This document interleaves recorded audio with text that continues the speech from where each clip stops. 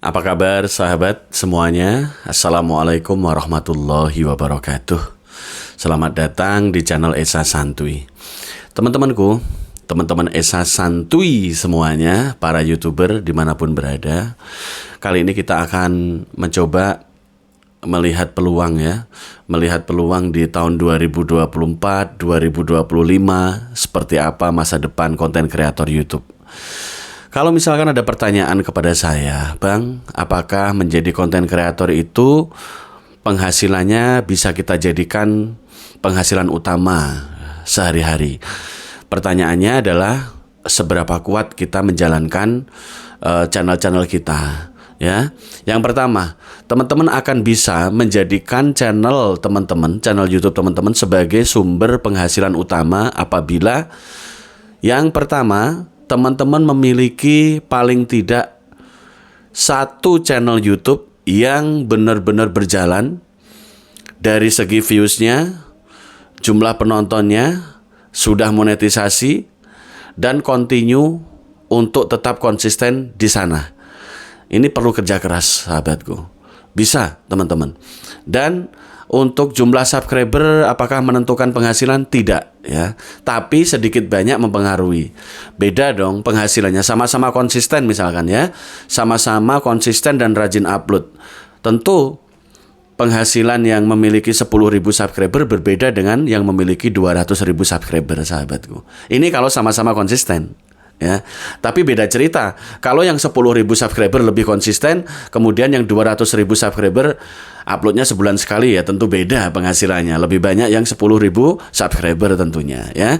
Jadi di sini teman-teman bisa memiliki satu channel yang benar-benar berjalan, aktif, selalu berkembang, dan di situ benar-benar dipupuk, dijaga, dirawat, ditingkatkan kualitas kontennya. Itu bisa, sahabatku, menjadi penghasilan utama. Terus yang kedua, poin kedua, apabila ingin menjadikan channel-channel YouTube sebagai sumber mata penghasilan, ya, mata pencaharian utama, maka teman-teman bisa membuat dua channel sekaligus sama-sama monetisasi, ya. Dua channel yang sama-sama monet, kemudian dijalankan dengan cara yang profesional, kalau perlu ada tim kerja. Sehingga dua channel ini sama-sama berkembang dan berjalan. Mendatangkan banyak penonton, mendatangkan banyak penghasilan dari iklan maupun dari penghasilan sumber-sumber lainnya. Kan ada banyak sumber penghasilan di YouTube ini, sahabatku. Yang pertama, sumber penghasilan dari iklan. Yang kedua, sumber penghasilan dari super thank. Yang ketiga, sumber penghasilan super chat. Yang keempat, sumber penghasilan dari super sticker. Yang kelima, sumber penghasilan dari fitur gabung membership. Yang keenam, brand connect, ya, penghasilan dari endorsement, kerjasama endorsement, peluang-peluang itu ya. Kemudian yang ketujuh dari YouTube Shop, dari afiliasi yang dilakukan YouTube dengan Shopee. Nah, jadi banyak ya, 7 sekarang sumber penghasilan konten kreator YouTube. Masih ada lagi sebenarnya 8 ya. Loh kok bisa 8, Bang? Ya, yang satu adalah, yang ke-8 adalah sumber penghasilan dari kesepakatan teman-teman untuk mencoba memasarkan produk teman kalian yang saat itu membutuhkan jasa promosi. Misalkan teman kalian memiliki rumah makan baru ya, rumah makan bakso atau misalkan mie ayam ya. Ini kalian bisa mengiklankan. Kalau subscriber teman-teman minimal sudah 100.000 subscriber, teman-teman sudah bisa nih menggunakan channelnya sebagai sarana promosi. Promosikan aja usaha milik teman tadi dengan kesepakatan. 1 kali promosi 1 video misalkan kalian dibayar sebesar Rp25.000 atau Rp50.000. Kan lumayan. Ya, lumayan, sahabatku. Nah, itu sebenarnya adalah celah-celah penghasilan di dunia YouTube. Masih sangat terbuka lebar. Kalau ditanya misalkan, apakah kerja di YouTube bisa menjadi satu-satunya penghasilan utama? Bisa kita jadikan sebagai sandaran ekonomi kita? Jawabannya bisa, tergantung bagaimana teman-teman mengelola channelnya. Karena kadang-kadang kita harus nyicipin iklan di Google ADS kalau kita merasakan channel kita sepi terus-menerus. Ya, misalkan selama 6 bulan penonton kita selalu di bawah 1.000 penonton. Nah, ini bisa sesekali teman-teman, ya, sekali-sekali teman-teman pasang promosi mempromosikan video-video terbaru kalian di Google ADS agar mendapatkan ribuan penonton. Nah, dan promosi di Google ADS itu juga bagus untuk memperkenalkan channel kalian kepada khalayak yang lebih umum, yang lebih ramai lagi. Karena oleh Google nanti akan dipromosikan lebih luas, disodorkan ke masyarakat lebih luas. Otomatis nama channel kalian juga akan dikenal oleh masyarakat luas. Ini perlu proses promosi seperti ini. Dan promosi-promosi di Google ADS adalah cara-cara yang dilakukan oleh channel-channel besar, ya. Itu wajar dan biasa saja dilakukan untuk mempromosikan channelnya agar lebih dikenal oleh banyak orang. Nah, personal branding, channel branding. Nah, kemudian pertanyaannya lanjutan. Bang, kalau begitu dengan sumber daya kita yang apa adanya kayak gini, bagaimana memaksimalkan karya kita di YouTube sehingga paling tidak penghasilan satu channel tuh lumayan? Nah, terus kemudian ada pertanyaan balik nih kalau saya ditanya. Saya pasti akan tanya balik. Sebesar apa minat masyarakat terhadap tema yang teman-teman pilih? Ya, misalkan teman-teman memilih cara membuat kerajinan wayang kulit, cara membuat kerajinan wayang golek. Nah, ini kan tidak semua orang interest tertarik untuk membahas tentang itu. Tidak semua orang tertarik tentang pembuatan wayang kulit. Ini segmented.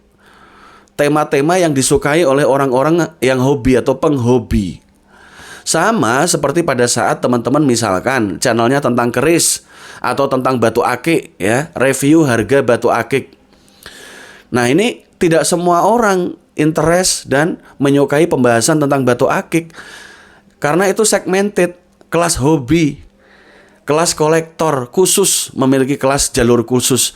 Dan kalau teman-teman sabar, ya, sabar untuk membesarkan konten-konten dengan tema-tema segmented seperti itu, ya akhirnya juga banyak penonton, tapi butuh kesabaran ekstra, ya.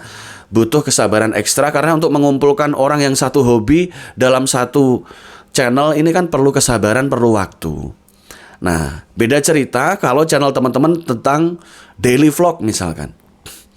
Ya, atau tentang bongkar pasang mesin, ya, trouble-trouble yang ada di mesin matic itu seperti apa biasanya, atau trouble-trouble di motor matic itu biasanya apa saja. Ini kan memungkinkan banyak orang yang menyimak karena membutuhkan informasi, butuh tahu apa saja sih penyakitnya motor matic, apa saja sih penyakitnya mobil-mobil matic. Nah, ini lebih banyak, lebih cepat menyerap penonton. Terutama channel-channel yang sifatnya ceramah keagamaan, ya. Kemudian ceramahnya juga menghibur, lucu, ada sisi humornya. Ini juga banyak menyedot cepat masyarakat. Banyak sekali masyarakat atau penonton alami yang cepat datang ke channel kalian. Termasuk channel-channel komedi. Channel-channel berisi hiburan, komedi, drama-drama pendek, ya, cerita-cerita singkat tentang komedi. Ini juga cepat memanggil atau mengumpulkan penggemar. Nah, jadi tergantung tema juga. Nah, kalau temanya sudah ketemu, tema apa yang akan dijalankan, tinggal nanti teman-teman menjalankan konsep kerjanya dan planning kerjanya. Termasuk juga misalkan berapa bulan sekali teman-teman akan mengiklankan atau mempromosikan video kalian di Google ADS. Ini dijadwalkan. Terus kemudian punya tim editing. Karena kalau misalkan cerita pendek, komedi, humor, ini kan butuh tim editing, sahabatku. Jelas butuh tim kerja, ya. Tapi kalau digarap dengan profesional dan sungguh-sungguh, satu channel YouTube saja, kalau benar-benar dikerjakan dengan profesional, saya yakin itu juga bisa menjadi sumber penghasilan utama pekerjaan kalian, ya. Menjadi konten kreator adalah pekerjaan, sahabatku. Kita konten kreator, pembuat konten.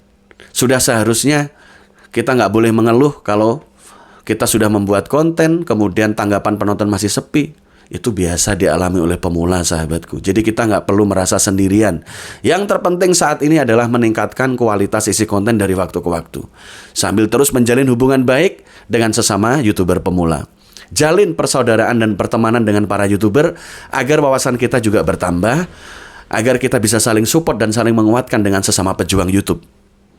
Semoga kita semua, kalian semua sukses, channelnya menghasilkan rezeki dari AdSense YouTube rutin per bulan, gajian rutin per bulan, insya Allah, amin, amin ya Rabbal Alamin. Wabillahi taufiq wal hidayah. Wassalamualaikum warahmatullahi wabarakatuh. Semangat dan konsisten.